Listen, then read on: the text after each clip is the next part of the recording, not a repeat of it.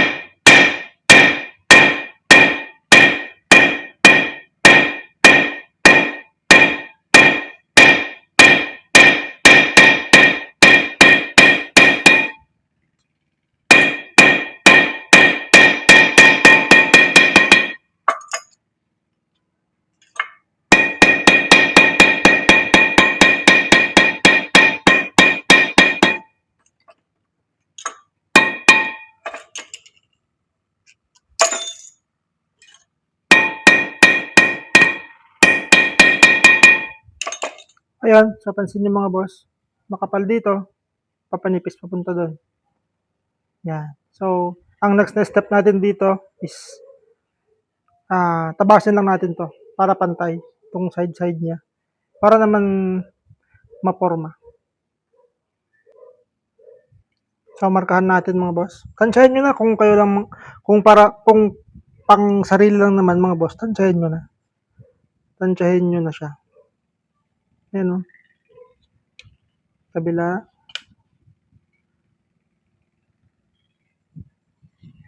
Ayan. So, pansin nyo mga boss, mas manipis dito, mas malapad dito. Yan, so cut ko muna yung video tapos tabasin ko to.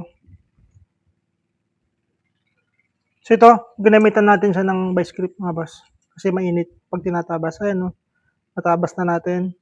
So ang pinakalas na step nito, so i-polish natin siya mga boss para presentable naman siya.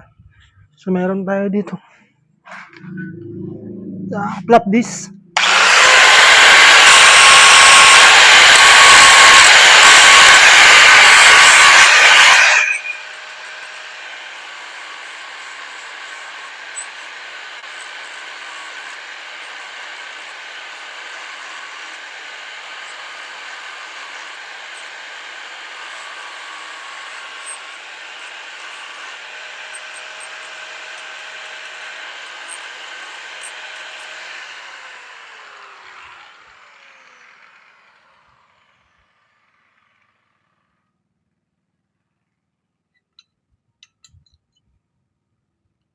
Init.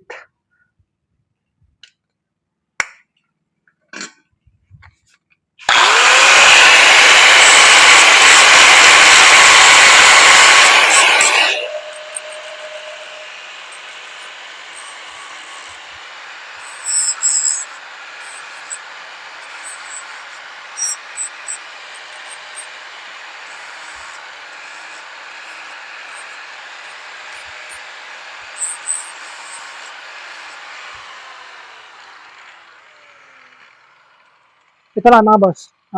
Tapos na natin. So, mainit pa. Ayan o. Tapos na yan. Pintab yan mga boss.